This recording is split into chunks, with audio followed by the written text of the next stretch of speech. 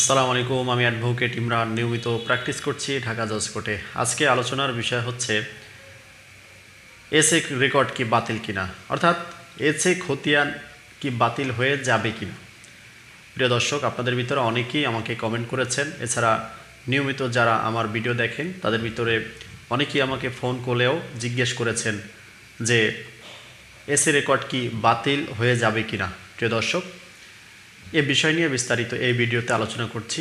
ভিডিওটি যদি ভালো লেগে থাকে এবং নিত্য নতুন ভিডিও পেতে চাইলে অবশ্যই চ্যানেলটি সাবস্ক্রাইব করে সাথে থাকা বেল আইকনটি অন করে দিন।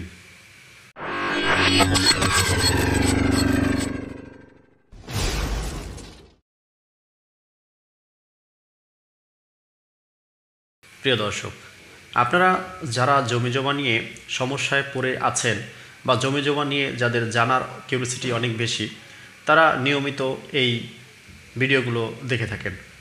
আমি সহ অনেক লার্নেড ফ্রেন্ড রয়েছেন যারা কিনা এই ধরনের ভিডিও আপলোড করে থাকেন এবং নিত্যদিনের খবরাখবর আপনাদের কাছে পৌঁছানোর চেষ্টা করেন। তারই ধারাবাহিকতায় অনেকেই হয়তো দেখেছেন যে এসএ রেকর্ড বাতিল হয়ে যেতে পারে বলে একটি গুঞ্জন শোনা যাচ্ছে। এই গুঞ্জনের একটু বিশ্লেষণ আমি আপনাদেরকে করতে চাচ্ছি। বিশ্লেষণ করলে এবং সম্পূর্ণ ভিডিওটি যদি আপনি দেখেন তাহলে কিন্তু আপনার কনসেপ্ট পাল্টেও যেতে পারে। প্রিয় দর্শক, আগে জানতে হবে রেকর্ড কি। রেকর্ড হচ্ছে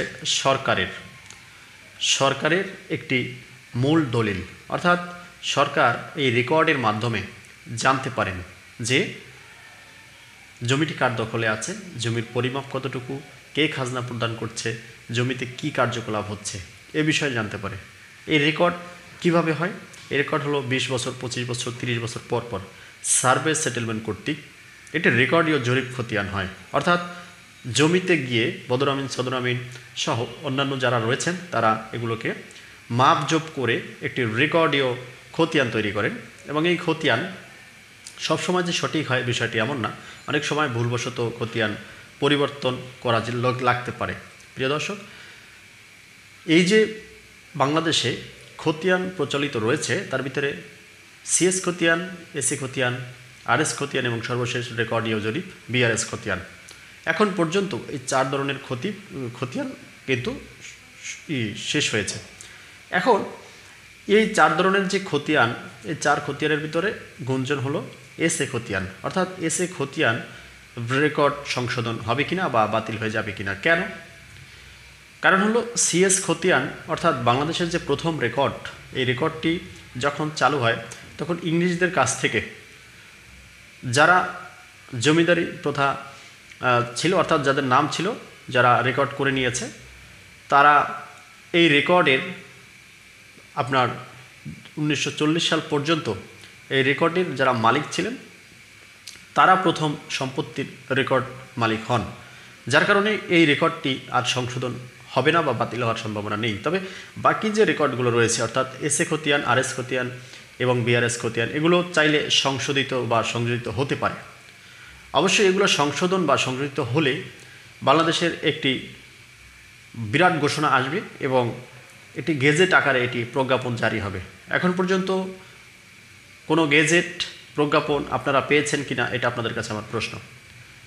এবার যেহেতু আপনারা গুঞ্জন শুনছেন এবং আপনাদের কথা অনুযায়ী এসএ খতিয়ান পরিবর্তন বা শেষ বাতিল হতে পারে কিনা, দেখেন এই 40 সালের পরের থেকে, অর্থাৎ 1940 সালের পরের থেকে যে এসএ খতিয়ান অর্থাৎ সেটা 1952 সাল থেকে শুরু হয় এবং এই জমিদারি প্রথা শেষ করে মালিকানা প্রথা শুরু হয় এবং এই রেকর্ড আপনার একেবারে বাংলাদেশ স্বাধীন হওয়ার আগ মুহূর্ত পর্যন্ত ছিল। তার মানে এইটি পাকিস্তান আমলে হয়েছিল। গুঞ্জন আছে যে এই রেকর্ডটি যখন সংশোধন হয় বা যখন এই রেকর্ডটি চালু এবং শেষ হয়, এই রেকর্ডটি অফিসের মাধ্যমে কার্যকলাপ হয় এবং ভূমিতে গিয়ে কার জমি কোথায় রয়েছে এগুলো না মেপে না জেনেই এই রেকর্ডটি করা হয়েছে। ধরেন আমি ধরে নিলাম বা আপনারাও ধরে নেবেন বা কথাটাও সত্যি হতে পারে, আমি ছিলাম না, যদি এরকমটা হয়ে থাকে তাহলেও এই যে সময়ের ভিতরে যে রেকর্ডটি হয়েছিল সম্পূর্ণ তো ভুল হয়নি। হয়তো এমন হতে পারে রেকর্ডে কিছু মালিকানা পরিবর্তন হতে পারে। রেকর্ডে অনেক সময় দেখা যায় যারা একটু প্রভাবশালী ছিলেন তারা হয়তো তাদের নামে করে নিয়েছেন, অথবা এমনও দেখা যায় যে ভুলবশত বা কাউকে ভুল বুঝিয়েও রেকর্ড করা হয়েছে। যদি এমনটা হয় তাহলে অবশ্যই এটি সংশোধন হতে পারে।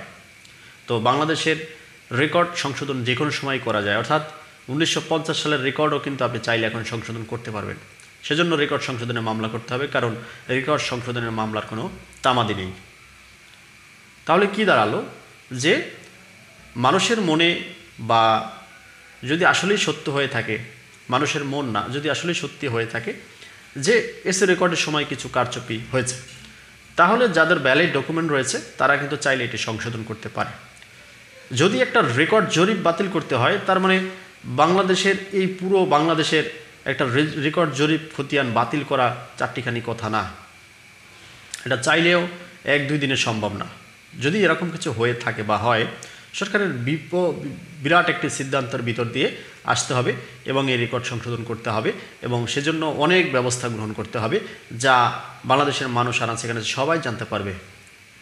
আজকের এই গুঞ্জন দ্বারা এটি প্রমাণ করে না যে এসএ রেকর্ড বাতিল হয়ে যাচ্ছে।